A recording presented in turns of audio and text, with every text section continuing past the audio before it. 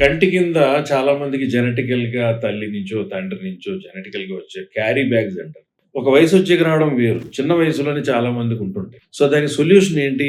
Of course కొన్ని డీపఫింగ్ cream, under eye creams కొంచెం పని చేస్తాయి. కానీ ఎక్కువ బల్జ్ ఉందనుకోండి దానికి బ్లెఫరోప్లాస్టీ అని కంటి కింద రెప్ప మార్జిన్‌లో చిన్నగా మత్తు ఇచ్చి నొప్పి తెలియకుండానే చిన్న కట్ ఇచ్చిపోగానే ఆ స్కిన్ ఇలా అంటే లోపల ఫ్యాట్ కనపడుతుంది. ఆ ఫ్యాట్ అంతా తీసి స్కిన్ కరెక్ట్‌గా ట్రిమ్ చేసి స్కార్ తెలియకుండా కుట్లనేవి వెళ్ళిపోయి చిన్న ప్లాస్టర్స్‌తో కుట్లులా ఉండి కరెక్ట్‌గా 10థ్ డే, 11థ్ డే ఆ ప్లాస్టర్స్ తీసి ఆ థ్రెడ్ లాగితే థ్రెడ్ బయటకొచ్చేస్తది. స్కార్ కనపడకుండా స్కిన్ ఫోల్డ్ కానీ, రింకిల్స్ కానీ, ఏజ్‌తో వచ్చిన బాగా స్కిన్ ఫోల్డ్స్ కానీ, క్యారీ బ్యాగ్స్ అని గాని, ఫోల్డ్స్ కానీ అన్నీ కరెక్ట్ చేసి అప్పర్ ఐలిడ్ పడిపోవడం వల్ల కంటి స్ట్రెయిన్ అయ్యి అప్పర్ ఐలిడ్ బ్లెఫరోప్లాస్టీ లేదా లోవర్ ఐలిడ్ బ్లెఫరోప్లాస్టీ అనేది చాలా రెగ్యులర్‌గా సిరూప్ కాస్మెటిక్‌లో చేయడం జరుగుతుంటుంది. సో, ఒక మనిషి చాలా మారి, చాలా ఏజ్ తగ్గిపోయి, స్మూత్ స్కిన్ బ్యాగ్స్ లాగా స్కిన్ ఫోల్డ్స్‌లా ఉన్నయన్నీ పోయి, చక్కని ఐ కాంటూర్‌కి అలాగే పై రెప్ప పడిపోతుంటే సాయంకాలం వచ్చేటప్పటికి తలపోటులా ఉండడం, కంటి రెప్ప నొప్పిగా ఉండడం అనిపిస్తుంటది. దాన్ని అప్పర్ ఐలిడ్ బ్లెఫరోప్లాస్టీ అంటారు.